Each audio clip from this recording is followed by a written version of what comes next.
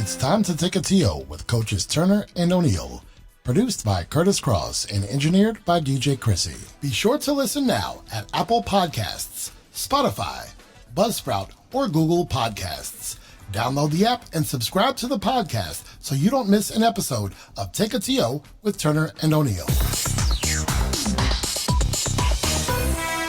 It's time to take a TO with coaches Steve Turner and Casey O'Neill.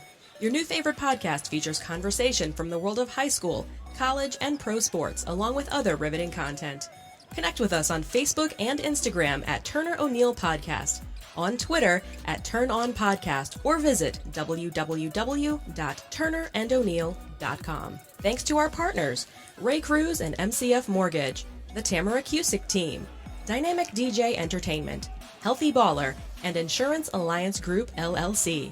Our sponsors, O'Neill Development, LLC, Next Level Lacrosse, PeacePlayers International, Asst Home and Office Solutions, and Collins Funeral Home. Our donors, Justin O'Neill, Winsight Media, and Redwood Investments. Take a TO with Coach Turner and O'Neill is produced by Kurtis Cross and engineered by DJ Krissy. Now, we welcome you to today's episode as we take a TO with coaches Turner and O'Neill. Here's your host, Kurtis Cross. Ladies and gentlemen, welcome to week 14 of Take a TO with Turner and O'Neill. I am Kurtis Cross, your host, and with me as always is Coach Steve Turner, Coach Casey O'Neill, and our engineer as always is DJ Krissy. We'd like to thank our partners, the Tamara Cusick Team, Ray Cruz and MCF Mortgage, Insurance Alliance Group, Healthy Baller, and Dynamic DJ Entertainment. This week, we are proud to mention that episode 13 soared well over 5,000 views and listens, making it our most listened to episode ever. We enjoyed bringing you last week's episode with AZ Fudd and Caleb Williams. Go back and listen to episode 13, and you'll hear from the top two recruits in their respective sports. AZ, the nation's #1 recruit on the girls' high school basketball circuit, and Caleb Williams, the nation's #1 dual threat QB, who is headed to Oklahoma. Fellas, how we doing this week? Ready to get going for another great episode. I thought the young ones last week were unbelievable. They were dynamic, weren't they? And I think we got two brothers coming on today. They're going to take us on a good journey. All right, Coach O'Neill. Absolutely. Last week was a great episode. Again, I listened to that a few times just to hear those young future leaders, not only in their sport, but in our society and world, talk and join us. And fired up for this week. I do have an update. I took the girls camping this past weekend. You did? I forgot to ask about that. So my daughter Chloe and I have gone camping a number of times, but this was the maiden voyage for the young one, Claire. And we got through the night. A little chilly, but we got through the night. You set up for about 2 hours, and then you sleep in that tent for about 8 hours, and you break it down for another 2 hours. It's a lot of work just to sleep outside. You know what it is? It's time with the girls. That's it, and they'll remember it. So I had a blast. Talk to me about Cole. Cole doing good? Cole is doing really well. He's just got a great test score back in his marketing class. He's really fired up. He's starting to play some lacrosse. They get to watch a little bit of football down there at Clemson, the #1 team in the country as of now. It's funny to see teams ranked in college football that haven't even played a game yet, like the Big Ten, Penn State, Ohio State. But to answer your question, Cole, he's doing awesome. He asks about you, Kurtis, you, Steve, and you, Krissy, all the time. Says, is he going to call in one day? We got to. We got to have the Suns on. We got to do that. All right. We had an active week in the world of sports, from Tampa winning the Stanley Cup Finals to the NBA Finals to COVID in the NFL. And we will get to all of that, plus Joey T's 2-minute drill and more in our sports wrap-up. Let's go to break. We're coming right back. Asst is the go-to source for home and office network and audio-visual solutions. They will link technology to your lifestyle seamlessly. Visit homeandofficesolutions.com for more info. Take a TO with Turner and O'Neill would like to thank our friends of the program. Richard Butts Jr., Gene and Clarinda Carter, Sean Clifton, Paula Cross, Justin O'Neill, Susan and Brendan O'Neill Sr., Amy O'Neill Richard, Damian and Brooke Stevenson, Marcus Taylor. If you'd like to become a friend of the program, go to www.turnerando'neill.com and click Friends of the Podcast. One headline is brought to you by Ray Cruz, Take advantage of historically low mortgage rates for your first, next, or refinanced mortgage. Ray believes home mortgages should be about relationships. With rates as low as 2.875, you can save on your monthly mortgage or choose to cut years off of your mortgage, saving tens of thousands. To learn more about your options, call Ray Cruz at 301-761-2278 or apply online at raypcruz.com. Now, back to Take It To with Turner and O'Neill. Your one headline, Delante West, with the help of Dallas Mavericks owner Mark Cuban, has checked into a rehab facility following a bout with drug use and homelessness. My question to you, gentlemen, do the various pro leagues do enough to help former athletes transition in or out of their respective leagues? It's hard to say because I'm not in the middle of it. I'm not there, but I think as I see so many stories similar to this one, a lot more still needs to be done. Not to say that they don't, and not to say that there aren't doing certain things to help these young men, but I think more needs to be done to help these guys in these situations. You know, I think what ends up happening in a lot of cases is there's so many hangers on. There's so many people who are in it for the glamour and the glitz, but when things go the other way, they go running, and these young men and women get left behind with no one there to help them. That support piece is gone. Right. And I'll say this, for a lot of the slack that somebody like Mark Cuban has gotten over the years for a variety of different things, kudos to him for doing what he did. No not many owners are that much involved with things like this, right? So let's keep in mind, Delante only played 1 year for him. Right. And so I believe, look, you see Mark Cuban at the games, he's going crazy, yelling at the refs, right. and he's in the concourse going crazy and taking pictures with fans, and he's on Shark Tank. You see him all over the place. But to have him go out and to follow up and to check on this young man and help him out is a testament to who he is. I don't think a lot of owners would do that. Mm-hmm. But I think the greater question is, there's things in society for people, right? There's a lot of rehab centers and things, but are we all doing enough? Are we doing enough to help people and check? We say we are, but to answer your question, players associations and things with the major conference, not conferences, but the major pro sports, I don't know if they are doing enough because, again, it's about the dollar signs. And once those players kind of move out, I don't know if they are doing enough. I agree with you there, Coach. But I would also say that with Mark Cuban, here's a man who's putting his money where his mouth is. Right. And there's a lot of people who don't do that. And for him to go and see Delante in such need to be able to do what he's doing, I have to turn my hat off to him. I did see where Dale Strawberry actually, dropped something on Twitter for Delante West. We all know, but everyone may not know Delante West. Dale Strawberry had his bouts with drug use and some bad decisions when he played for the Mets and after he played for the Mets. And I think that does say something about Mark Cuban. I think he's just a regular guy, and he's empathetic. And, you have to have that. I will say kudos also to the WNBA when they rewrote their players' contracts last year and moving forward, their bargaining agreement. There were a lot of things put into place for these women, including maternity leave, including, different accommodations and things just to show the players that they appreciate them. So hats off to Mark Cuban. I'm not a Mavericks fan, but I'm a Person fan. And I'm not a Cowboys fan, but I'm a Prescott fan. I'm not a Mavericks fan, but I'm a Cuban fan. He has done something. And for those of you who don't know Mark Cuban, if you go to a game, he just looks like a fanatic. Right. It's like a crazy fan. He's wearing jeans and a T-shirt. His hair is all messed up, and he's giving the refs the business. But in this instance, he made a great choice to help someone. And I don't think that's ever the wrong choice. And there is your one headline. Next Level Lacrosse. Train like a Spartan. Next Level Lacrosse is dedicated to providing a terrific lacrosse experience that is intensely focused on player development and character formation. Players at all levels will improve significantly through professional coaching and carefully designed training programs that stress proper technique and a tireless work ethic. You'll find us at www.nextlevelspartans.com. Building your brand is an important part of your business growth. By partnering with Take a TO with Turner and O'Neill, you'll gain the exposure and brand recognition behind our podcast.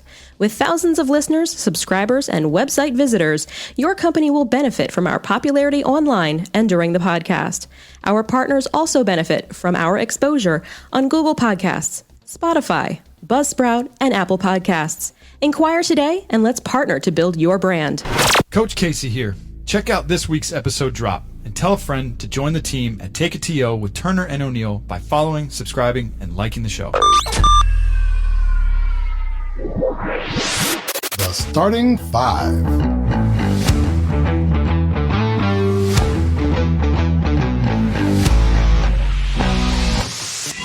The starting five is brought to you by. With many social events being canceled, the Mid-Atlantic Professional DJ Association is your virtual event and party headquarters. We are the entertainment professionals bringing live DJs, happy hour events, trivia, game nights, and karaoke to a virtual format. Entertain your staff, students, residents, or members with a virtual event. The party begins now. To find out more or to book your next event, visit www.mapdja.com. or call 301-942-4500. Now, back to Take a TO with Turner and O'Neill. Ladies and gentlemen, we are now hitting the starting. I don't know why you guys are laughing already. Chimo, Christmas. All right. The starting five, 30 seconds, one question, 5 questions. Each coach gets to answer the question. And Krissy, what happens if Coach Casey gets out of control? What do? That's what she will do. And then she can use her mic. Remember, she's got the mic, Wait a too. minute, Krissy, you didn't say hello today. Say hello to the people. Hello, hello. There she is. All right. You can defer once per starting five. Who am I going to start with? Who is it? I'm going to start with the Buckaroo. Buckaroo. All right. Starting five, we're going to go easy. Saddle up. 2 acres in the country or a penthouse in the city? 2 acres in the country, for sure. You want that land, huh? Yep. I've worked downtown at Gonzaga College High School for close to 20 years now. No offense, the city's beautiful, but out there in the country, that's where I want to be. 2 acres, baby. So no penthouse overlooking the city, elevator right to your door. You don't want that. No, I'll take the country. There's a concierge downstairs. I'm good. I'm taking the country. You're trying to talk me out of this. All right, there's a clubhouse. They got TV. They got a pool There'll table. be a clubhouse over by the golf course or something out there in the country, In the right? 2 acres. There you Coach, you going 2 acres in the country or a penthouse in the city? Are we in retirement or are we still working? Ooh, I'm going to take both if you can do it in 30 seconds. Still working? Still working. Penthouse in the city. All right. You're retired now. Retired? You better give me my 2 acres. In the country. I'm getting in the country, pool getting built. Pool, jacuzzi, little tennis tennis court, basketball basketball court. Riding lawnmower? putting green. No, someone else is going to be cutting the grass. My man. Yeah, it's going to be Jared. It's going to be Jared. I hope it'll be Jared. Or we could get Adam out there. I've seen you've shown the pictures You've of seen the him. young, another young buckaroo out there doing the work. You're a good dad for doing I that. definitely would add a nice little putting green somewhere out there. Yeah. Nice little putting green. Mm-hmm. All right. We can do that. All right. We're going to come right back to you. You stop coaching today. Which game or season do you refer to as your crowning achievement? Wow. I loved writing that question. Wow. Why is your finger on the buzzer? She just wants to buzz me bad. Start his 30 seconds over. All right. You stop coaching today. Which game or season do you refer to as your crowning achievement? You can defer. My first one. First one. It's what I had to learn. It's the one that taught me everything I know today. All right. There were a lot of ups and downs. There was opportunity to find a way to fight through adversity. And I had people there who were willing to lend me a hand and give me advice along the way, which got us to where we are today. All right. Coach O'Neill, stop coaching today. Which game or season do you refer to as your crowning achievement? You're writing a book, and you're going to end the book on this chapter. What chapter are you ending on? There's a few seasons that have popped into my head, and if I had to stop today, the final game would be 2019 Cole's senior year, holding that trophy up with Cole, little gotta be sister big. Chloe, and Mrs. O'Neill. And incredible moment. But I've also got to give an honorable mention to 2010, our first championship, the first one the school had won in 12 years, because the players exemplified our motto of never give up, the family, accountability, and we won that championship in one of the most epic games of all time, beating DeMatha in overtime, 9-8. So 2019, Cole holding that trophy. Yep. The girls are there. Your wife is there. Just that picture. Yep. That's the final scene. Yep. Wasn't the prettiest game, but we got it done. Championships aren't not about you just win the game. Don't worry how it looks. Just go get the trophy. All right. Coming back to you. Have you both seen the movie Brewster's Millions? I don't think I've seen that movie. I'm going to explain to you the movie. Here's what we're going to do. You have a long lost uncle who's going to offer you 30 days to spend $30 million. And if you do it, you get $300 million. Okay. Or you can walk away with $1 million right now. Here's the catch. At the end of the 30 days, you have to have the same net worth you have now. So you cannot buy anything that holds value. Okay. You can't buy anything that will increase in value. Your net worth has to be the same thing at the end of the 30 days. Okay. So I will tell you, for example, in the movie, Richard Pryor, he rented, limousines. He paid for lunch for everybody. He rented a penthouse. He rented all of his clothing. You can't go out and buy some, Renoir painting because it holds value. Right. So you have to be worth what you're worth today. Okay. You taking the million? Or are you going to try to spend $30 million in 30 days to get $300 million? Steve's ready to answer this question. Yes, I am. I'm going to take the 30 to try to do some good and help some folks. And you know what? Oh. My life is pretty rich. There's one more catch. You can only donate 10%, I think he said, to charity. Yeah. Okay. Well, I'm going to find a way to do something with that because I think I can do some darn good for a lot of people outside of myself because I'm blessed. I got a great life. And of course, we all need money, but I'll take that risk just because I love the life I have now. So I'm good. I'm taking the risk. Coach Turner, $1 million now, walk away. That ain't happening. You're going to have fun trying to spend that 30. I take it back. I want $1 million. So bad.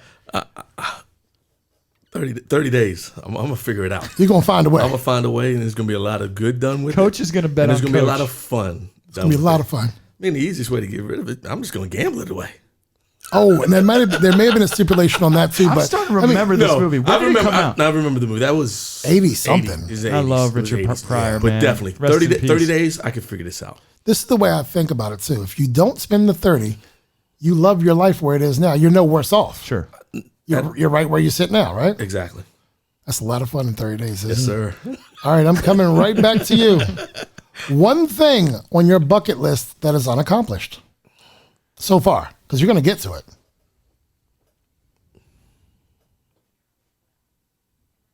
Wow. I don't know. Oh.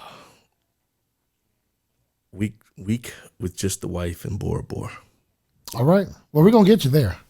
We're going to get you there. Coach O'Neill. I was on the same mindset there. I was thinking about that question when he asked it to you.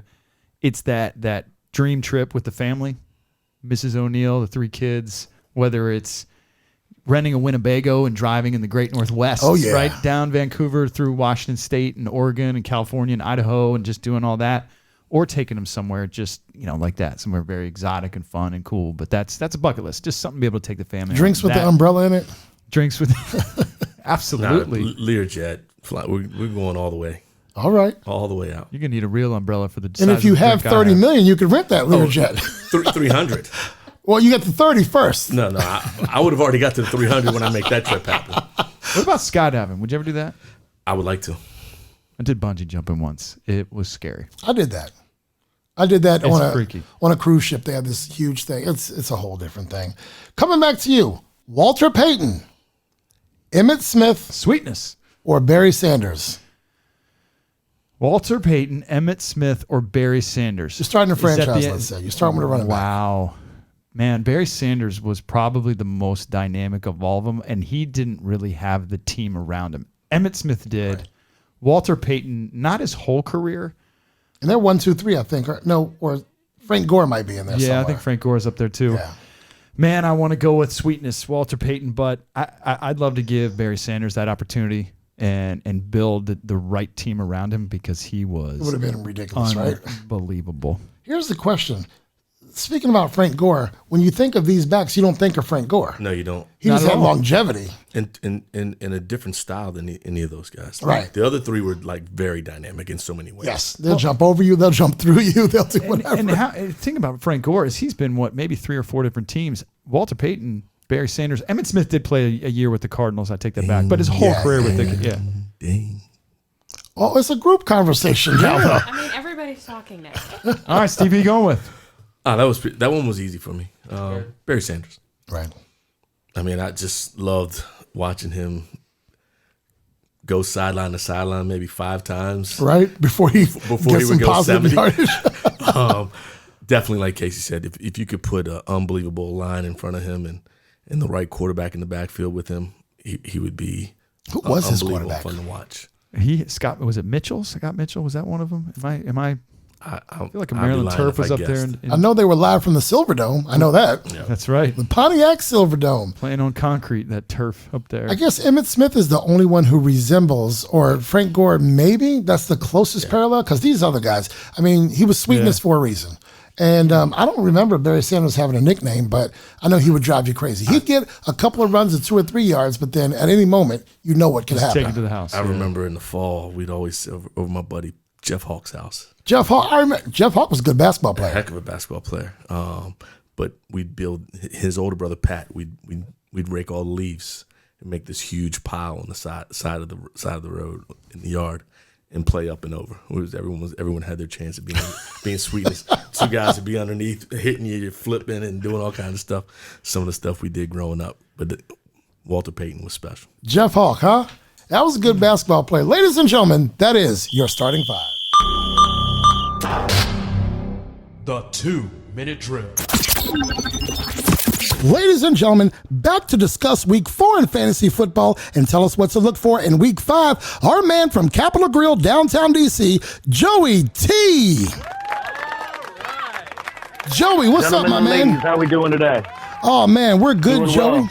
Talk to me a little bit about what happened in week 4 in fantasy football. Who performed well? Who showed out in week 4? Oh, man, my boy, my favorite tight end in the league, George Kittle. Drafted him high in almost every league I am in. He came back with a vengeance after a slow start to the year. 15 catches, 183 yards, and 1 touchdown. Robert Tonyan, last night for the Green Bay Packers. 6 catches, 98 yards, and 3 touchdowns. 3 He's a of them. monster. Yeah. Went crazy. The other guy, Joe Mixon. I dogged him last week, but he came back and bit me this week. He had 151 rushing yards and 2 touchdowns and 6 receptions for 30 yards and a touchdown. 3 touchdowns. He's one of the highest scoring players of the entire week. Joey, talk to me about 3 players who stunk it up. Oh, man, these lows are really low this week. Brandon Cook. And you probably plugged him in because it's a juicy matchup this week, and nothing, 0, donut. Stop it, Joey. Stop He's worthless. it. A big goose He's egg? worthless. Goose egg. You know, you might be thinking about cutting him this week. I mean, I don't know if that's a smart cause, but you might be thinking about it, that's for sure. Kenyon Drake, my guy I drafted, and a lot of people in the fantasy community are really high on going into the year. He has done virtually nothing all year, and this week was no different. 13 rushes for 35 yards. Nothing. I mean, it's nothing. So again, he got 35 more yards than me. Is that what you're saying? That's true. But, you know, if we put shoulder pads on you and march you out there, you might have been able to get that too. Who else you got, Joey? And, I mean, the biggest one of the week, last night again, Calvin Ridley, going into the week as the number 1 fantasy wide receiver in the entire league. A goose egg. Again, nothing. But, I mean, that's not what you need from the best wide receiver in the league. So that was a complete dagger to most owners out there. Absolutely. Joey, what are we looking for this week in fantasy football? You know, capitalizing on guys coming back from injury or stepping up because of injury is one of my go-tos. Cam Akers is a guy I like a lot. He's been out for a couple of weeks. He's a rookie for the L.A. Rams. Cam Akers is a good guy if he happens to be on your free agent wire. Justin Jackson. Austin Eckler went down. He's out for a few weeks, if not longer. So he might be overlooked and might be hanging out on the waiver wire. Go snag him. Maybe even make a small trade to get him. And last but not least, Alshon Jeffrey. I know, it's gross. But Carson Wentz started showing a little bit more life this past weekend. They actually won the game against the San Francisco 49ers without starting 3 wide receivers. Alshon Jeffrey should be back this week, if not next, at the latest. He will be plugged in and getting tons of opportunities, so grab him now. Joey T, we thank you. Ladies and gentlemen, you can find him at Capitol Grill, downtown D.C. His Twitter handle is JoeyT5656. Follow him on Twitter. Ask your questions. Ladies and gentlemen, Joey T. Thank you, everyone. Have a wonderful week. Thanks, Joey. O'Neill Development is a construction, remodeling, and development firm that has been active in Maryland, Virginia, Washington, D.C., and the Eastern Shore since 1975. O'Neill Development specializes in custom residential work, providing extensive pre-construction and construction services. Find us at www.o'neilldev.com or call 301-840-9310. Let's get social. Connect with us socially on Instagram and Facebook at Turner O'Neill Podcast, on Twitter at Turn On Podcast, on YouTube. Just search Turner and O'Neill, then subscribe. And of course, you can visit our website at www.turnerando'neill.com. Be sure to listen now at Apple Podcasts, Spotify, Buzzsprout, or Google Podcasts. Download the app and subscribe to the podcast so you don't miss an episode of Take a TO with Turner and O'Neill. Become your own success story. At Healthy Baller, our team of specialists is committed to providing injury recovery and strength and conditioning training tailored to individual needs. Watching our clients break barriers fuels our passion for athletic development. Call 844-622-5537 or visit healthyballer.com. Now, back to Take a TO with Turner and O'Neill. Fellas, I want to go back to our headline for today's show. We touched on it moments ago, and throughout our episodes, we've discussed it, but let's give a bit more time to professional athletes and how their world is vastly different than a world that we live in. From the bright lights and the fame, the paychecks and the travel, let's take a look at the impact all of this has on our athletes. Now, some would say, I'll deal with all of that for the paychecks they get, and I believe that to be deceiving. First, not every professional athlete earns the paycheck we see in the headlines. Take away our top-tier athletes like LeBron, Kawhi, Brady, Serena, Connor McDavid in the NHL, and many others. Not every athlete makes or even walks away with the paycheck you see in the headlines. Now, don't get me wrong. We are talking about paydays that are well in excess of what the average 40-hour-a-week worker makes, but the payday doesn't absolve these athletes from facing any of what the average person faces, be it personal, financial, emotional, etc. Let's get your thoughts. What do you feel these leagues should do to better prepare players for their transition into the respective leagues? I think you see the leagues do a lot of rookie training. I think they all do, where they have to kind of go through with other rookies kind of what you just mentioned. But I don't know after that if the training continues, right? The support pieces. Right, the support pieces that go on. Now, I think different ownerships have plans in place to help facilitate, to help guide, to help put these guys in the right direction, and women, I think a lot of things needs to be at stake. I mean, you have a lot to go over. What kind of agent are you going to have? What kind of family support do you have? Who are the people that you hang out with? Are a lot of things that go in on the outside that are kind of taking these players away.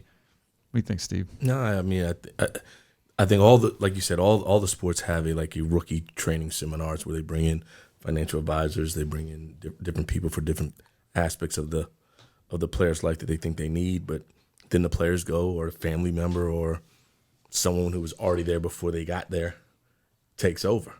And there's got to be there's got to be a better way of helping these men understand and really managing the money piece so that they're not putting themselves in jeopardy to be where they are with nothing at the end.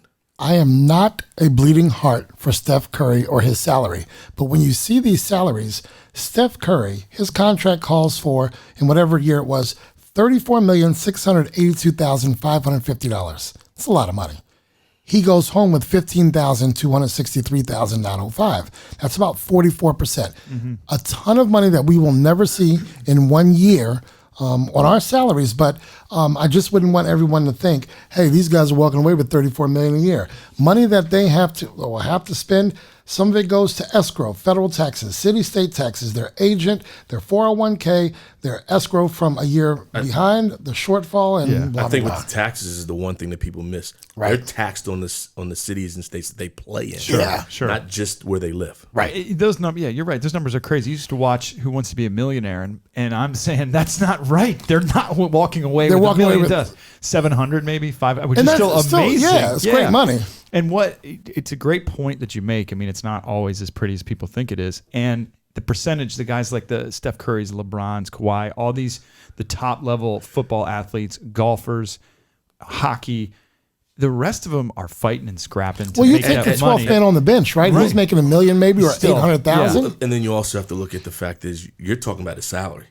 Steph's doing well because he's got so many endorsement deals. Endorsements. I mean, those guys. I mean, a guy like LeBron can probably pack his salary away. Right. He can live off. He and his family can live off his endorsement deals alone. Which goes back to the episodes again when you had Malcolm on, you had George on, talking about how important it is, because while this is that 15 minutes of fame, I mean, things happen quickly. You got to have a plan. Well, they do. And I guess more so with that question, the transitioning back out piece, I think that may be where you find some trouble, certainly. And it's unfair, but if someone gets themselves in trouble, they get drafted by the Houston Rockets. And they're a rookie, and they're a phenom, and they're the number 5 pick. They're making $3 million a year. The money's only going to go up. When they get in trouble, the Rockets are going to protect their investment, and they're going to have someone looking out for that guy. Right. Or the Houston's not there anymore, the Comets, but the Las Vegas Aces, they're going to have someone looking out for that woman. But what happens when you transition out and you can't put the ball in the basket anymore? That's a tough transition. Delante West found that out. Well, I think that there are some transition pieces, and a lot of times it comes through the players' associations. But they're not able to cover everybody. Right. Like I've worked the NBA players camp in the summertime for the basketball piece, and they have players coming back who are looking to transition, maybe to get into coaching. They have a program that also helps those guys get into color commentary in different avenues. But it's not it's not everyone. It's not. And so how do you find a way to make sure when they're transitioning out, how they can better do with their money? And not only just for that, I mean, you think about the NFL and coming out of there with these concussion issues. And I think that with the player associate D. Smith, right? I think he does a really good job working for them. But it's funny when you mentioned, not funny, what you were talking about Darryl Strawberry, and my mind started to think about Doc Gooden and other guys that went down that path. Yeah. Our own team, Dexter Manley. Remember the struggles he had and the things he had to go through. There's a baseball player too, again, who got probably 6 to 7 chances. Remember Josh Hamilton for the Texas Rangers? Yes. What happened to him? He was probably one. I mean, he was Bryce Harper-esque talent. Wow, I forgot about him. And Josh Hamilton just, he would get clean, come back, fall off the wagon, get clean, come back, probably 6 or 7 times. And you see that a lot, and you hope through these experiences that MLB, NHL, NBA, NFL, WNBA, all the leagues are doing what they can to help. But it goes back to what I said earlier.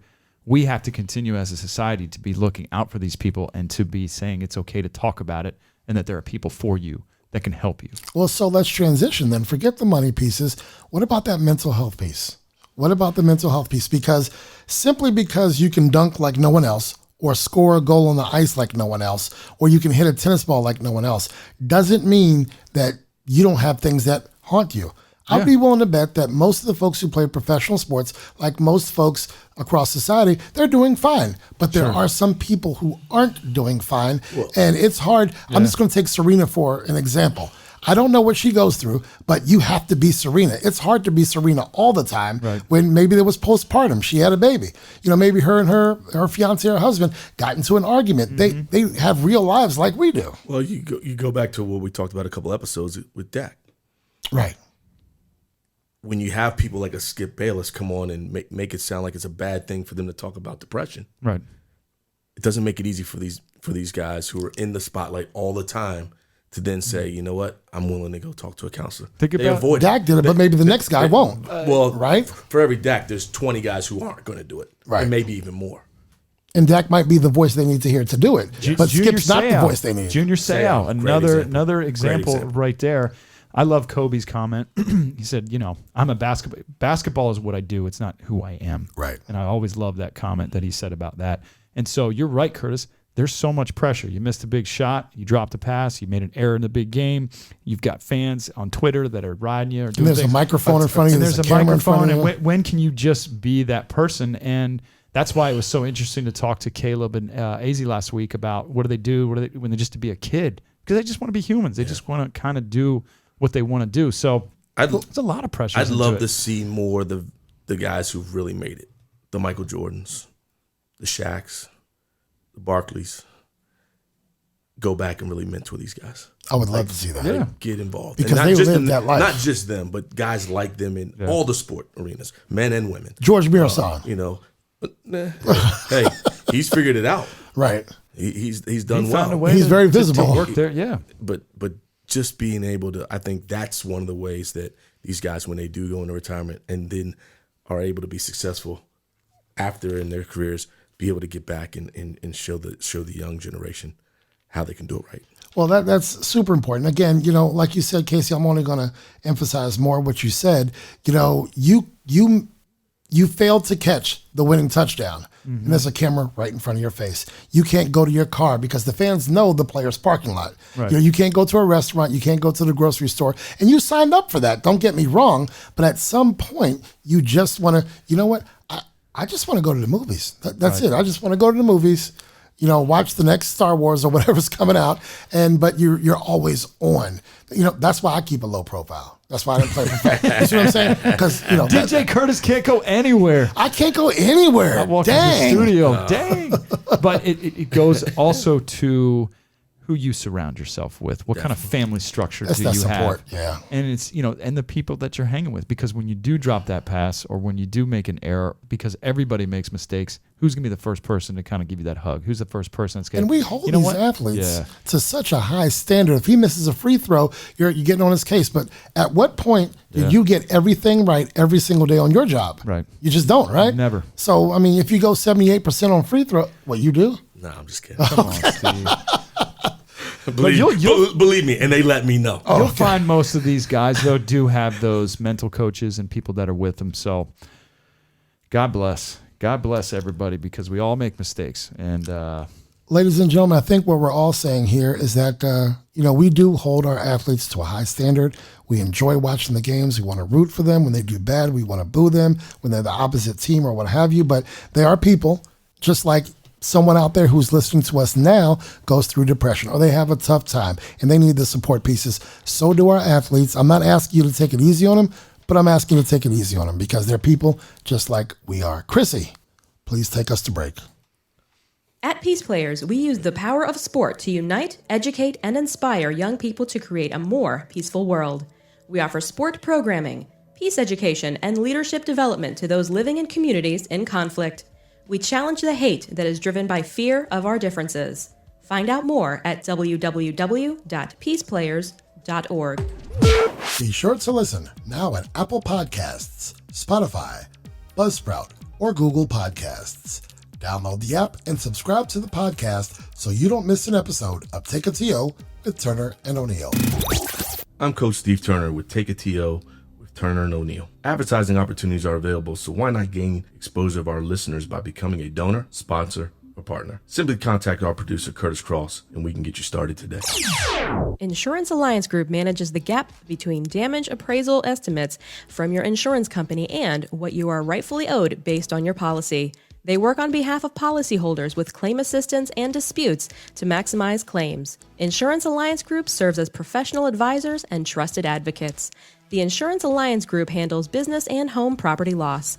Visit us at insurancealliancegroup.com or call 866-574-4773. Now, back to Take a TO with Turner and O'Neill.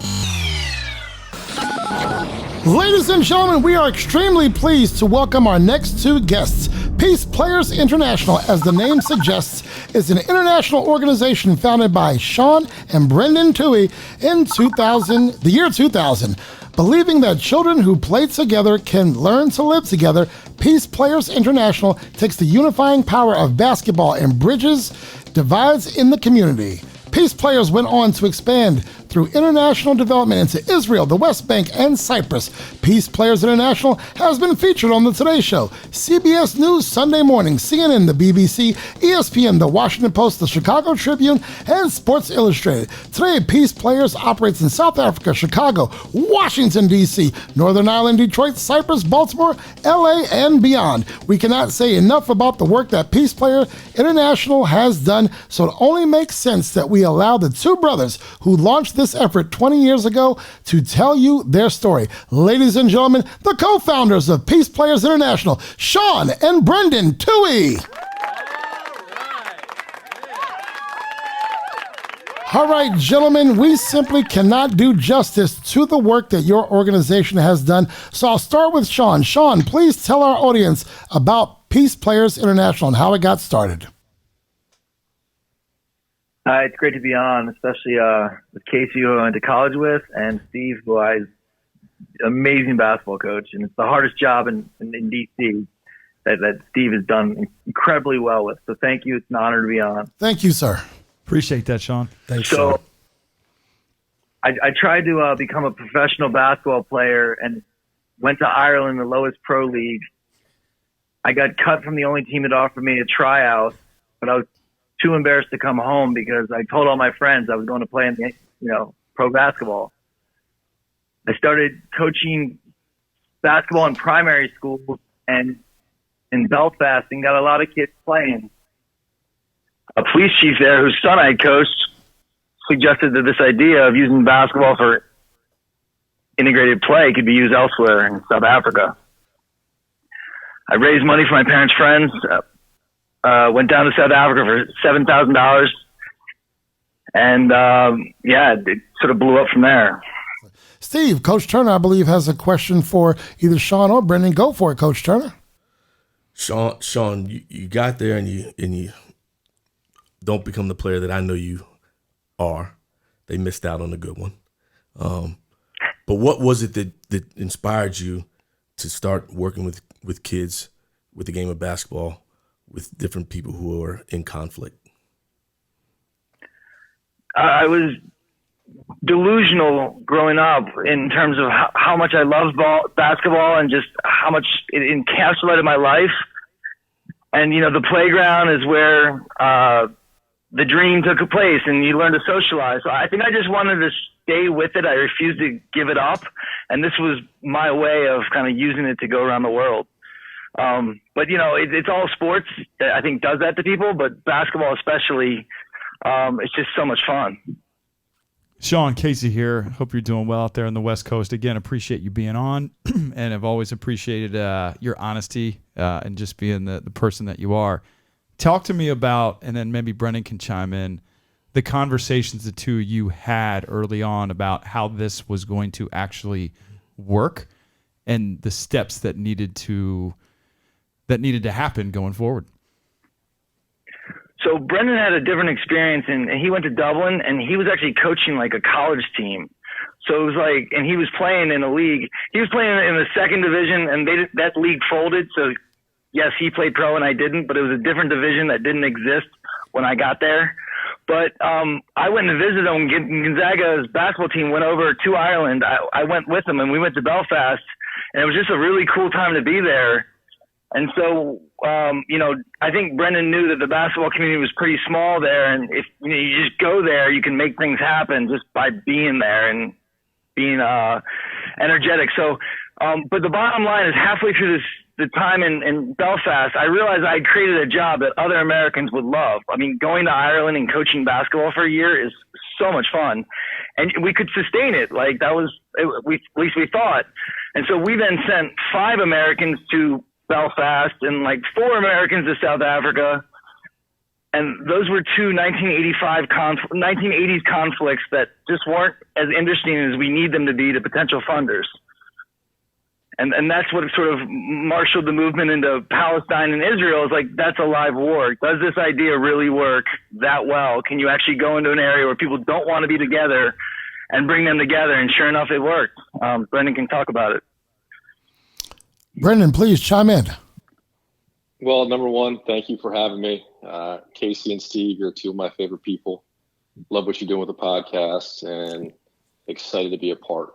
And I think I can speak for Sean. For both of us, it really started at an early age. I mean, we were fortunate that our parents, when they first moved to Washington, wanted to be, in the city. We grew up in Shepherd Park, which is a pretty diverse neighborhood. And like Sean mentioned, we grew up like most kids playing sports outside all the time, and we fell for basketball. But on the court, it was never what color you or what religion you were. The only thing that mattered was, can you play? And we were able to develop relationships with people that looked different than us. And we actually didn't, I can honestly say growing up, like we just, it was just the way it was, right? And most of our friends looked different from us, and sport is where it made it all happen. And so after Gonzaga and playing in college and being in Ireland, and, a big moment was Gonzaga coming over and spending time in Belfast. And, in Northern Ireland, basketball is one of the real few neutral sports. It's not like, Catholics grew up playing mostly soccer and Gaelic football. Protestants also play soccer, but in different leagues, and play rugby and cricket. But basketball is this neutral sport that neither side feels like the other side owns. So I just did a little bit when I was up there and to get Gonzaga prepared to play and come over and have the kids and coaches work for camps for the Protestant and Catholic kids.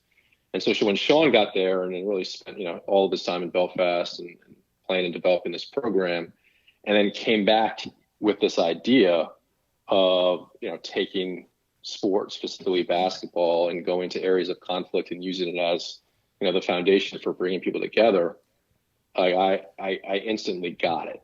And, as Sean kind of went out and told people his story, number one, people love Sean and they believe in him, and he's got so much passion. So he made me believe in it too. And when he got over there, I don't know if there's anybody else that could have done what Sean did, to be honest with you.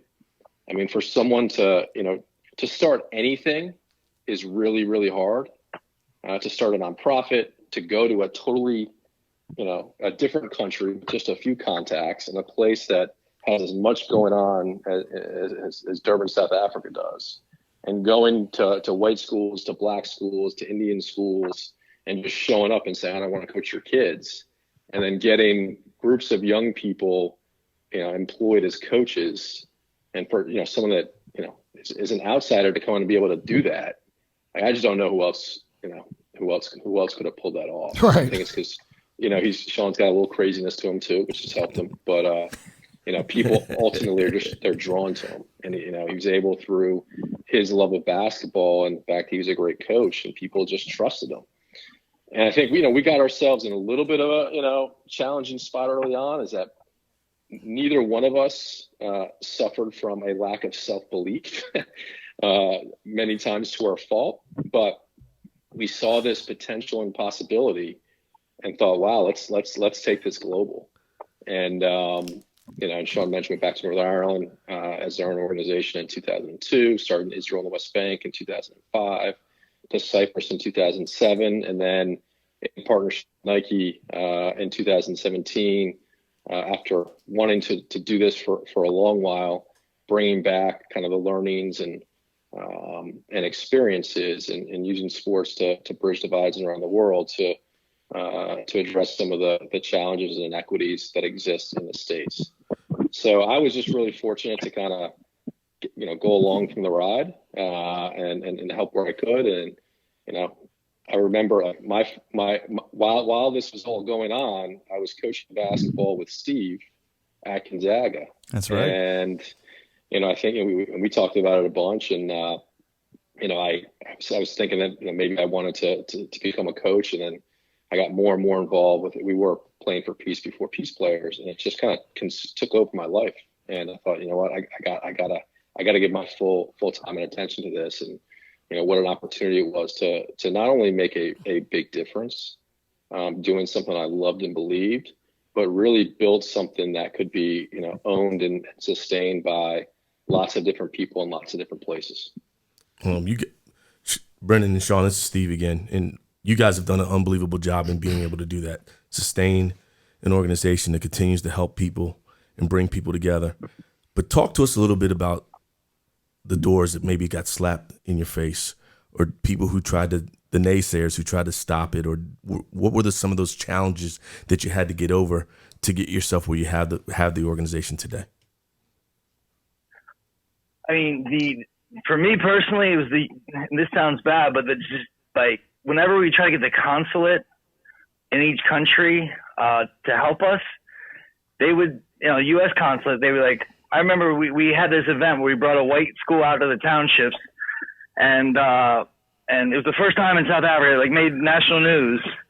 And the consulate general at the time called me 15 minutes afterwards and says, if I ever show up, I get introduced first. Don't ever let it happen again.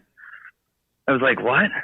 So, and that was under George Bush. So it was like a different world then, but just, you think you have this thing that everyone should be giving money to, and then you go to the U.S. government. Now, I know Brendan's done a good job getting U.S. aid now, but out of the gates, we thought we were doing something that people and the NBA itself should be pouring money into it, and it didn't happen fast enough. So that was the frustration. Thank you, Sean. I think along those lines, just general bureaucracy, right, and understanding how power structures work. And as, two young white Americans showing up in a new place, people, number one, thought we had all this money. And two, that there was some sort of agenda. I remember Sean telling me that, his first year, or, 9/11 happened, and people thought he was like a CIA asset.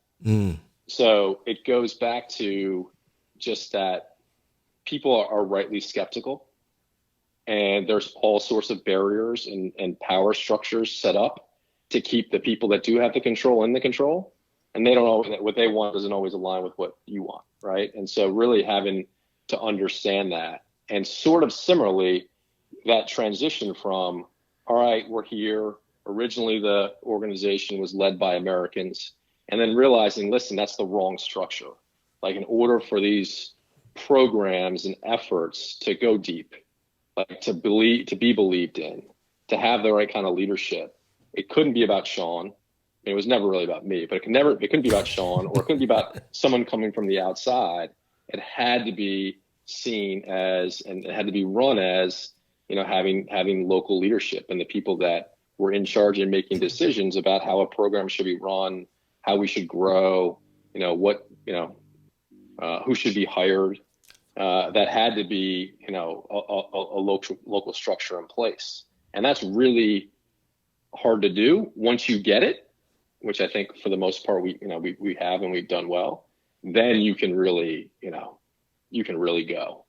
And so that hurdle of developing the trust, the right relationships, knowing where not to go, knowing that for a lot of times, like, bureaucracy is just going to kill you, so you got to avoid it. And then once you get to a certain place, okay, and Sean referenced like USAID, that it's the United States government kind of funding arm for development projects. Like, it took us a while, but because we proved, we knew what we were doing, and we're going to be there for the long term, we've got the right people in place.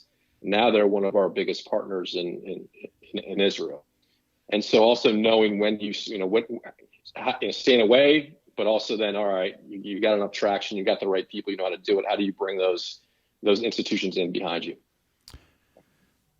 It's Casey here again. Sean, I want to go back to you and your experience in South Africa. I appreciate you sharing one of the stories you had written. And we always talk about overcoming adversity on this program. And towards the end of the story you had shared with us, you were kind of at wit's end in sort of your first session down there in South Africa and all the things that were going on. You talked about the young kids were kind of building up on you, right? It was kind of building up, and you're getting a little bit frustrated. You got your shoes taken, and you saw a young man that was wearing your shoes, and he said that it was his cousin that had stolen those shoes, and you said you had walked off the court, but I want to know, what was the moment where you're frustrated at that time, but what was the moment that kind of pushed you through to keep going? And because the story ended right there, and obviously the audience can't see it, but there had to have been those dark times when you're saying, what am I doing? Is this really going to work? What pushed you through that, Sean? Okay, cool. Yeah, so I was saying South Africa is a very confusing, dangerous place to live. You don't have to stop at red lights after dark. There's just a tremendous amount of crime and just, it's just wild. And I was down there for like 2 years alone, and I think I sort of, it had an impact on me, what I was seeing on a regular basis. And, Tebow Mannequin, who was our fraternity brother at Lehigh, shows up, and that sort of, I think, put some structure to the organization, and it gave it sort of a backbone that made sense. And then, all these coaches I had working now felt like they were part of a company.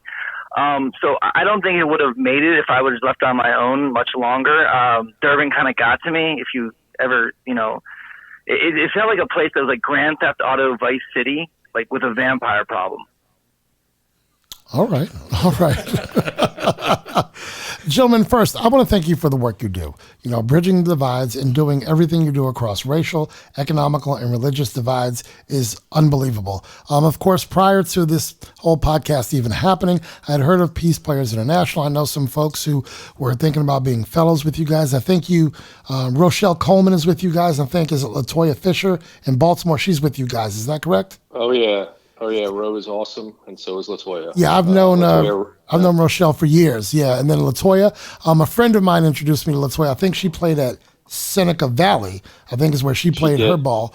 And so you guys are doing some amazing things. But am I to understand that you just get off a plane and you just drop yourself in South Africa or some other country, and you roll a ball out there? You gather some people, and this is your vision. You're going to put people together who are not normally being put together, and you're just going to make this work. Is that basically what I'm hearing here? Well, yeah, I had to speak too. Well, I mean, I had $7,000 that I'd raised from our parents' friends. Right. And the ratio was 12 to 1 dollars. So it doesn't seem like a lot of money, but that was like $75,000 like in my pocket. And I built basketball courts with that. It was like you put a couple courts up at a place that has nothing.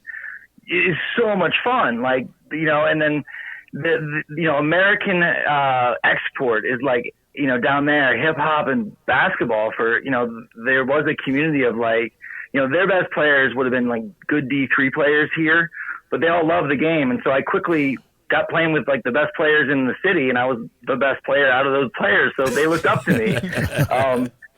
And so I was able to give them jobs and say, here, start coaching here. And like, wait a minute, you'll pay me to coach?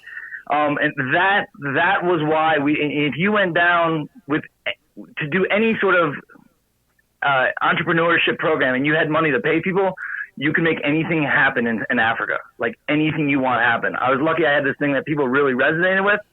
But the white programs took a lot of work. You could get 10 schools, African or black schools, for the energy you'd have to put in the one white program, and just working around their schedule, the cautiousness. And the thing really caught fire in the townships and the rural areas. Rural areas are like, 60 miles from the city, where people get wood from the forest and water from the river. We put a court there, and like the village chief comes out to the games. It's like, it was, and I'll tell you a funny story. At this court,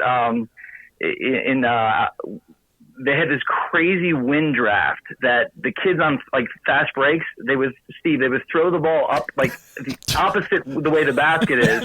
It would catch it with a drift, and they would make shots like playing the wind. Oh wow! And we finally the first NBA player we brought over was Steve Kerr, and they're a mad basketball country, and like they couldn't wait to bring this NBA player over, and it's like this little white guy. And they're like, are you kidding me? And so we bring him to the school, and probably 400 people are watching, and we give the ball to Steve. He shoots a 3-pointer, and the wind catches it, it's an air ball. He shoots another one, it's another air ball. So that was just one of our experiences down there. It was pretty funny. So Brendan, your brother, but what are you thinking to yourself when he's like, I'm over here and this is what's happening? Are you not believing it? Are you buying in? I mean, did you have to see it to believe it? Talk to me about that. No, I mean, we would talk a lot, and my job early on, and I was not. I mean, I was talking on the phone, but this was clearly Sean's thing, and my job was to try to provide some advice to help raise some additional money. But I mean, he knew what he was doing on the basketball side. And, we talk a lot early on around, all right, what's next? And so I think from the very beginning, the idea was not just, all right, we're going to go to Durban and build a program in Durban. I think both of us and, what Sean wanted from the early on is, hey, this is going to be a global organization. And there's lots of places that need this. Now, I don't think he recognized how hard it was going to be. And most people would have left. You're down there for 9 months, you give your life, it's crushing you. It's not an easy place to live, but, he didn't. And, I think you asked about the getting out and rolling out the basketball, and that's how it started. The real key, though, was, okay, how do you, go beyond that? Like, basketball is a great way to bring people together, right? But, all right, what are you going to do in addition to that? How are you going to develop the right kind of life skills and education?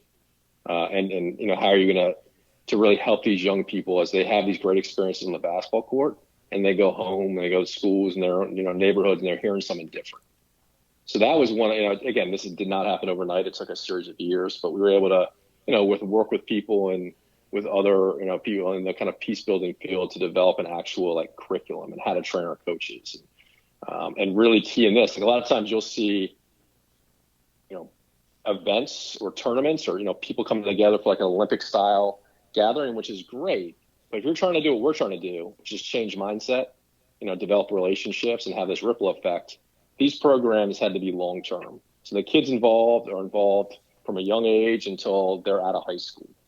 And so those were really, I think, important learnings early on to figure out, okay, how do you develop an actual program that has the kind of impact that we want? And again, sometimes we went too quick. It didn't always work. You can't be afraid to fail. But I think the great thing that Sean did and the organization ultimately was able to do is we recognized when things weren't working, and we changed that. And and then also understanding, hey, what the situation in South Africa, even though the core elements are going to be the same about what works in terms of having the basketball be great, but also adding something behind that around having the long-term engagement, around having the local ownership, having a pipeline where young people can go from participant to mentor to coach to full-time employee. Like, all those things exist everywhere, including the states now we work. But also each place is unique, and you got to adapt to the local environment and also not think And so that's why it was really important for us to hire the right locals who knew the local context, who had the relationships, that knew how to navigate through the real tough times. But at the same time, have these values or core pillars that you say, hey, we know this works. This is a framework where each program's got to be under. Otherwise, you're not going to get the kind of end you want. And so this is our 20th year, and this is not a quick fix. These the challenges that exist in these communities are immense. But you see the kids and young people that have grown up in our program and what it's meant to them and how it's changed them and how they've changed their own families and communities.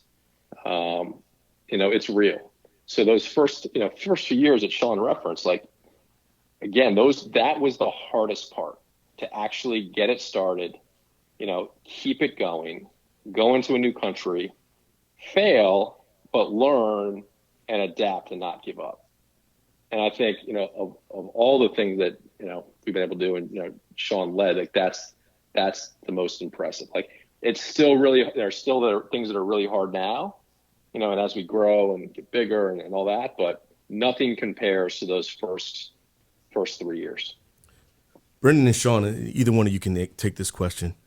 In the beginning, how did you convince those here to go across the waters to help? What was the selling point for someone who's maybe just getting out of college, in a position of looking for something new to do, What was the It selling point? was actually it was too cushy of a situation. And actually, we stopped hiring people out of college. Yeah, because we were giving them, an extra 2 years on our dime, and they were basically showing up in these countries, coaching when they wanted, but then just partying, and we were like, okay, this has got to stop. Oh boy. So Yeah, now we you need to be like some quick corrections in certain spots. But. Gotcha. Yeah, it was too good a situation. They weren't ready for it. So then became you had to be 3 years out. Had to have a job, like legit job, know what you're doing, and then you're going down there because you want to you feel that change in life is not there. You feel that the grind is not for you. And then we were getting a lot of those type of people. And then Brendan wisely decided that look, the people who go there are there to assist, not to run, and they show up now and work for the local.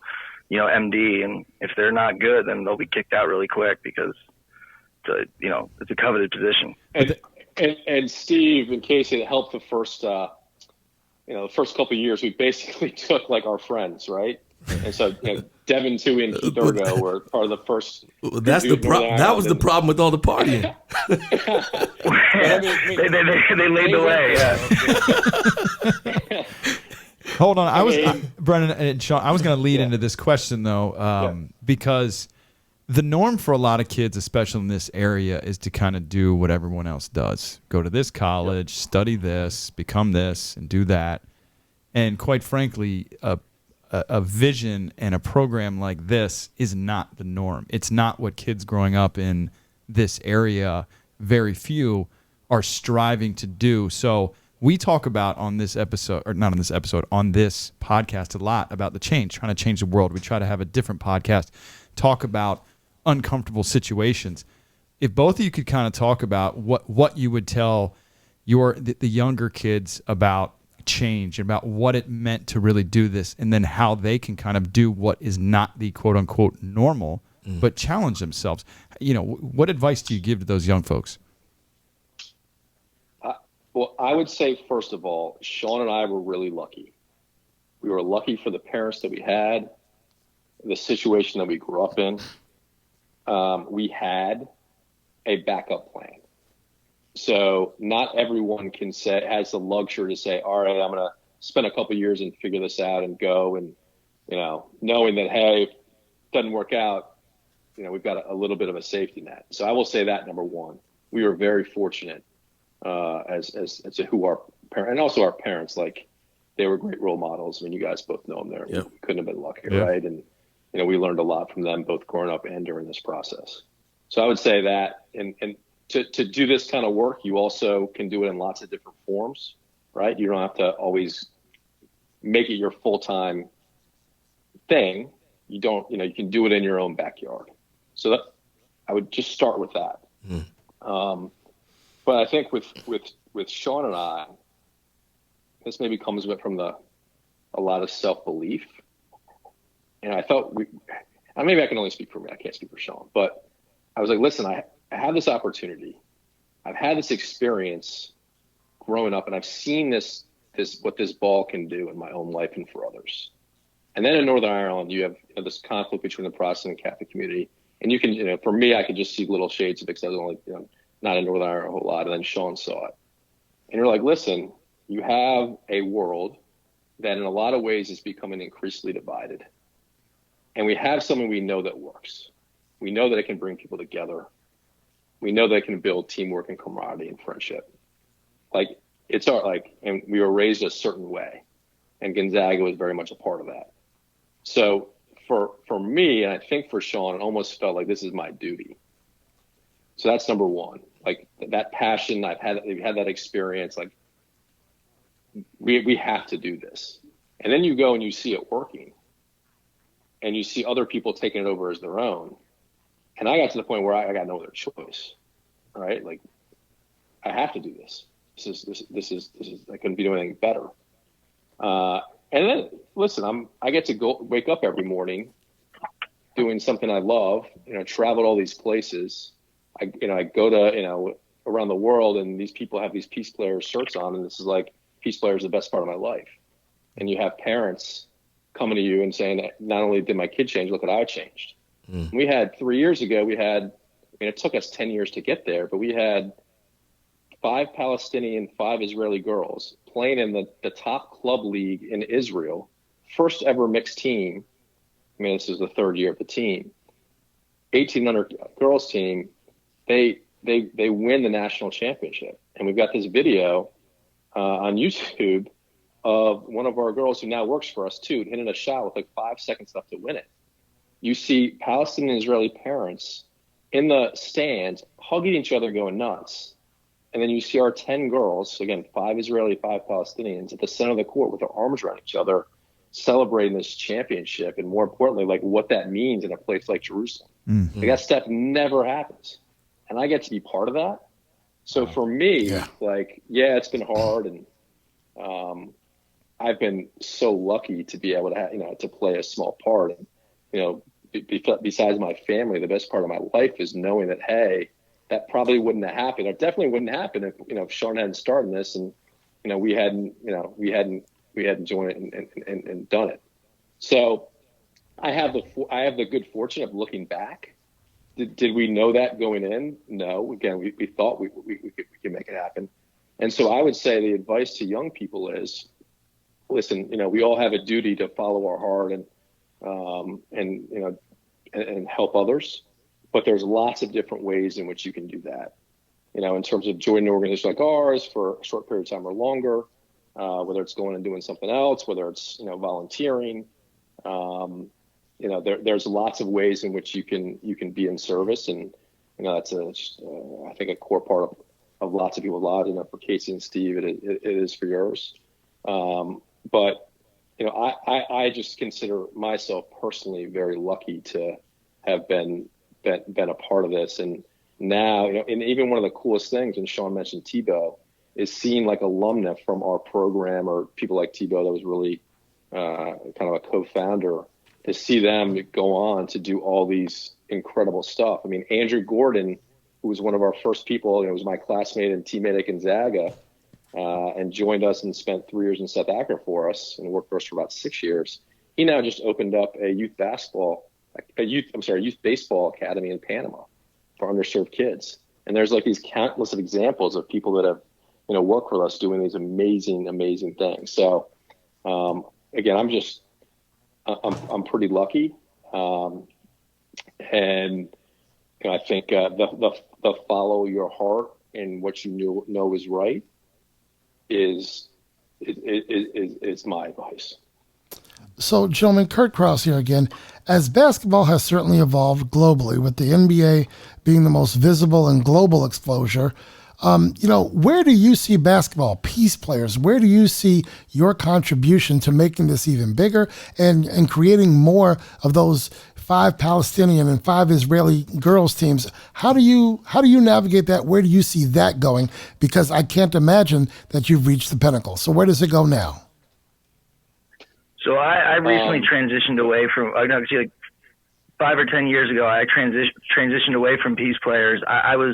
I'm more interested in the wars within young people than the wars between them. And, my mom's a psychotherapist, and in South Africa, we worked in some of the worst HIV stricken areas, and we found that our coaches, we could grow clinical knowledge through our coaches, that this trusted messenger, the kids wouldn't go to the clinic to get tested, but they would go to their coaches who would test and counsel for positive and negative results. And that experience sort of stuck with me. I wanted to see what is the highest and best use of a coach on the therapeutic side. And so I've been on a journey. I embedded with the DC police force in the intelligence branch for about a year and sunk down in some of the most dangerous neighborhoods in DC, trying to figure out, okay, how do you break the cycle? You got these, early childhood abuse, neglect, and that becomes future crime if nothing can calm that kid's soul. And the only way to do that is therapy, and it's very difficult to grow therapy in the inner cities because of transportation and stigma.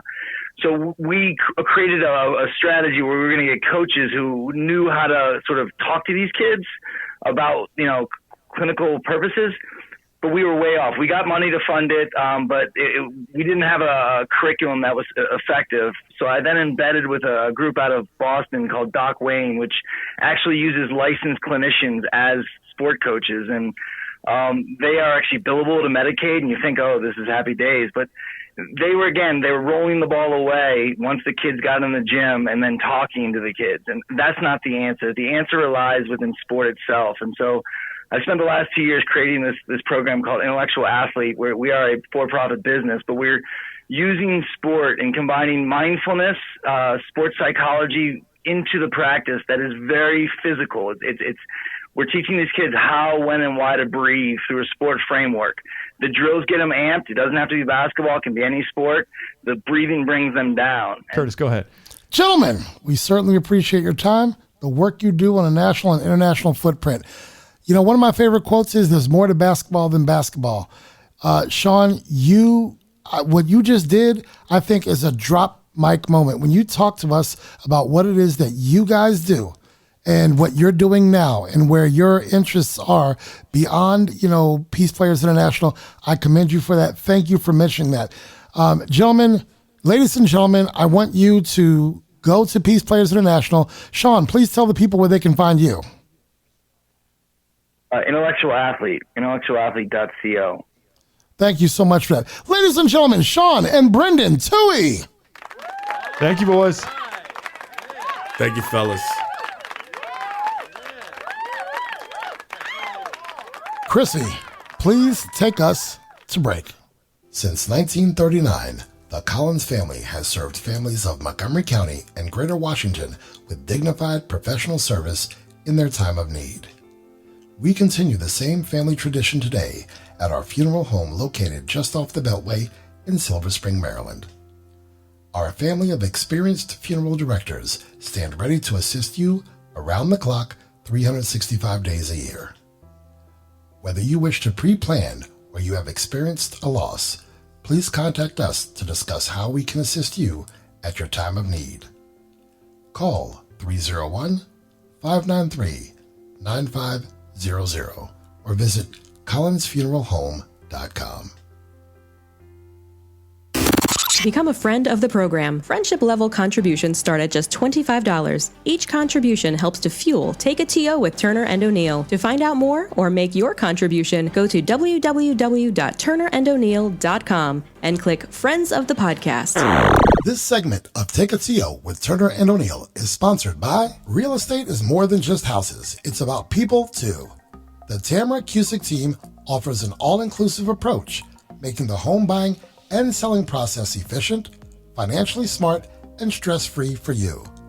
From home prep-up to complimentary staging, expert counsel to an experienced and qualified team of professionals, let's chat houses. Visit www.tamaraforhomes, that's the number 4.com, or call 301-780-4663. Now, back to Take a TO with Turner and O'Neill. Gentlemen, we were hoping for Game 7, but Lord Stanley's Cup was presented after Game 6 as the Lightning wrapped it up last week. It took 5 years to build the Lightning with some postseason heartache along the way. Did you know Tampa's coach, John Cooper, was a 4-year letter winner at Hofstra in lacrosse? He also has a law degree and closed his law practice to pursue a career in coaching. Did you guys know that? I'm just learning that now. I did know that, and you can't know everything, Buckaroo. I can. Oh, excuse me. When it comes to Canadians and lacrosse. So real quick, he played for John Danowski, who was the current Is anything real quick? Sean is your boy. He was not real quick. I know. Well, I'm not. I'm gonna take a Sean TO right here and go a little bit longer. So, Coach Cooper played for John Danowski, who is now the head coach of the Blue Devils. He played for him at Hofstra. Now, hold on. I did a little research here. Canadian lacrosse hockey people. So, famous NHL players: Wayne Gretzky, Bobby Orr, Gordie Howe. Can you wake me up when he's done? Joe Sakic, Adam Oates, Steven Stamkos, all played lacrosse as well as hockey. It's a big thing up there in Canada. It's the national sport. Did you know that he also had a law degree? You didn't know that. I did. I followed up on it. That's because I emailed you the script like a few hours ago. He was coaching high school hockey in I think, Detroit and just worked his way up. It's pretty insane, the story of that guy. That's a great story. All right, let's go to the NFL. The Cowboys are 1-3 after giving up 49 points to the Browns. Them boys have given up the most points in the NFL at 36.5 per game. What's with the Cowboys? They keep Coach Turner happy. is my Washington team loses, it's always good to come in on a Monday with a Cowboys loss as well. All right. Coach O'Neill, what's going on down there? I don't know. This NFC East is so hard to watch that a 1-2-1 team is in first place, the Eagles, and then the Cowboys, who gave up 49 points to the Browns. The Browns? You got to be kidding me. You know, if Johnny Manziel was there, I could believe that, but he's no longer there. No, it's Baker. It's Baker, baby. No, the Cowboys' defense is atrocious. It's struggling right now. It definitely is. But I think it's going to be a wild season no matter what, because this has not been a regular offseason, or preseason, I should say. And Houston fired their coach today. Coach and general manager of the Texans now have Romeo Crennel at the helm. We're seeing an increase, guys, in cases of COVID in the NFL. What do you anticipate this is going to look like moving forward? I think it's going to be the same old, same old. They're going to have to scramble to reschedule games until the only thing we've seen work is the bubble. So if these guys are out and they are in the public and doing things, the cases are going to keep showing up. So we're just going to continue to see this whole. But we can't see the same thing if you get past everyone's bye week. Then what happens towards the end of this? You can't. You know, they're going to come up with a new playoff system. What happens? Coach Turner. I don't know, but wonder if we'll see a season of the Scabs. We saw that years ago. That's been mentioned. So you bring in more people on your practice squad, and then you just fill them in. All right. I mean, we're not watching our boy Cam tonight. We got to watch, who is it, Brian Hoyer? Hoyer's playing tonight.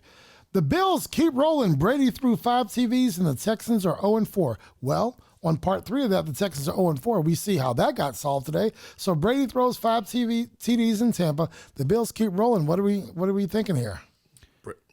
Brady still got it. All right. He still got it. He showed it this weekend. He did throw another pick 6 though, but made up for it with 5 touchdown passes. 5 touchdown passes. He's just getting he's getting comfortable there. And looking around the NFC, there's some of the best teams have so many injuries. So Tampa's got a shot to make a run. Weren't they at least 17 points down in that game? I don't know. They were down by a lot early. They were down by a lot early, and Tom Terrific does it again. What about those Bills? They're 4-0. They went out there to Vegas and beat the Raiders. Josh Allen. I remember earlier on, a couple episodes ago, talking about the Bills. Like, they always do this. I'm starting to change my tune on the Bills. That's only 4 games, solid team, though. But just watching the way they play, seeing their defense is a lot better than I think they're getting any credit for. Really? Okay. And I'm excited for them. I mean, one of my former assistants, Austin Kelly, that's his team. That's right. And so I know he's loving life right now. That's right. All right, switching directions. Topic 3, Jimmy Butler made a statement last night with a 40. Oh, sorry. Wow, really? Really? The buttons aren't working. The buttons aren't working. Yeah, give me the clapping. Hit that button for him. All right, Jimmy Butler. Jimmy Buckets made a statement last night with a 40-point triple-double. Does he have it in him to even the series tomorrow night against my beloved Lakers? I think he just woke the Giants back I think up again. I think he can only make that happen again like that if one of the two on the other side are having an off night. Because AD had an off night. I mean, it started with being in foul trouble. Yeah. So he never ever really got in a rhythm. And the game was still a single digit win. If he comes in and does what he normally does, even with Jimmy Buckets doing what he did, the Lakers win that game last night. Go ahead. No, I was going to say I think Adebayo is closer to coming back, but I think Dragic I think that's it for him. The Heat have a huge mountain to climb. But the reason I clap is just so we get more basketball. Oh, I don't definitely. More basketball. I'm with you, Coach. Right. But as a true fan, I know that means I get another Friday night. Wait a minute. Do I get another Friday night in the backyard with the big screen? Because they can't close it out tomorrow night, Tuesday. Can't. So you're going to get Friday night no matter what. I'm going to get Friday night. You get game 5. In the backyard. Doc Rivers lands in the city of brotherly love. Coach Turner, well, Coach O'Neill tells me I may have said it. You said you'd love to see that. Seeing him in Philly, what potential turned? I don't know what I'm reading here. Potential turn into reality. So now, what do you believe will happen with Doc Rivers in the city of brotherly love? I think he can bring this group together. I don't think this group has come fully together since they've been assembled. And I think there's a lot of talent, but I think a veteran like him can bring some things to the table that's going to make this team better and strengthen the East the way it should be. And he is out of the West. We don't have to worry about him in L.A. What's going to happen to the Clippers? Like, who's going to coach that team? I don't know. Again, D'Antoni? Could be.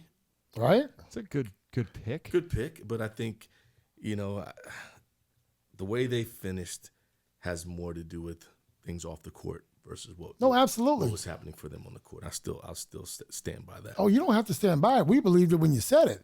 But what happens with that team? I mean, I don't know. I mean, Kawhi's there and Paul George is there, and they've got Patrick Beverly. They've got some pieces, but I wonder who's going to be able to pull that. If Doc couldn't pull that together, it takes a lot. I don't think it's Doc pulling it together. I think you had a man dealing with some personal issues that cost that team. You think those issues, then they're going to be there? Not unless he goes and gets help for it. Well, we shall see. And we don't even know when the next NBA season starts. I have it on good authority that it probably starts in January, but we'll see what happens. Krissy, take us to break. Contributions and partnership opportunities are available. Contact us today to get started. Winsight Media, connecting the food and allied retail industries through research, media, and events. Visit www.winsightmedia.com for more info. Redwood Investments. We are a private investment firm providing growth capital for acquisitions, roll-ups, and management-led buyouts. Visit redwoodinvestments.com or call 202-333-1395. If you have a question for the fellas, submit your question or show idea right on our website. Go to www.turnerandoneal.com and click Submit Your Idea. Become a friend of the program. Friendship level contributions start at just $25. Each contribution helps to fuel Take a TO with Turner and O'Neill. To find out more or make your contribution, go to www.turnerandoneal.com and click Friends of the Podcast. Hi, this is Coach Steve Turner, and I'm inviting you to join me, Coach O'Neill, and the Take a TO team for this Thursday's episode drop. Now, back to Take a TO with Turner and O'Neill. Ladies and gentlemen, become a friend or partner of the program. To do so, go to turnerandoneal.com and click partnerships. We want you to join us on social media at Turner O'Neill Podcast on Facebook and Instagram, Turn On Podcast on Twitter, and please subscribe to our YouTube channel. Just type in Take a TO with Turner and O'Neill, and these fine-looking gentlemen will show up on your screen. Just go ahead and hit that button and subscribe. Please email us your show questions, content ideas, comments, and critiques. We may not get to all of your questions, but we do want to hear from you. Turner O'Neill Podcast at gmail.com. Before we sign off, we must thank our engineer, DJ Krissy. You two gentlemen, Coach you know what? Where's the button? We got to think. Can you change it over there? We want to thank DJ Krissy. There you go. We want to thank Coaches Turner and O'Neill, as well as Paula. Thanks to our donors, sponsors, and partners. We encourage our audience to support those who support us. Gentlemen, any final thoughts? Go ahead, Coach. Sometimes when you have shows like this and guests and things are going different ways, that's just, it is what it is, and it's awesome. This bad boy went sideways. We had calls got dropped. We had to, but I called one of them and that phone rang. What the heck happened there? That's the beauty of it. I loved having Brendan and Sean, and I've known them a long time, and loved having a part of it. And I think they have a great group of people that follow them that are going to want to hear this and follow us. And I just appreciate everything you guys do behind the scenes and just giving us this opportunity. Gracias. I think another fine episode. We've been due for some challenges. We haven't had any. That's because you got the greatest engineer on this side of the Mississippi, and DJ Krissy. Technically, that was, to have two callers from two parts of the country come in. You don't see that very often, so thank you for because everything. They really don't see it. They hear it, Coach O'Neill. They hear it, okay? And not to mention PeacePlayers is a friend of the program, sponsor. They are sponsors of the program. Thank you to PeacePlayers International, Sean and Brendan. I think Brendan has taken the reins now. Sean is doing what sounds like some incredible stuff, and he has a future in journalism, it sounds like. He was firing some questions right back at you guys. I'm glad I don't know him because he couldn't get me. He was getting you guys. I'll say in closing for me tonight, Brendan and Sean, a big thanks to the both of you for doing what you do, and that's leading with your heart. I've always watched that in both of you and in the things that you've done and things that I've watched you be a part of. Thank you for continuing to lead with your heart. we have a weekly quote. And Coach Casey O'Neill, you have the floor. This comes from the Zen Master. All right. I might know this one. Go for it. Might. And I've kind of added a couple things in here just to... So it's no longer his. No, it's his. So it's no longer his. Can I finish? Can I go? Can you start? You haven't even started yet. Trusting the moment. Most of us spend the bulk of our time caught up in thoughts of the past or the future, which can be dangerous if your job is to win basketball games.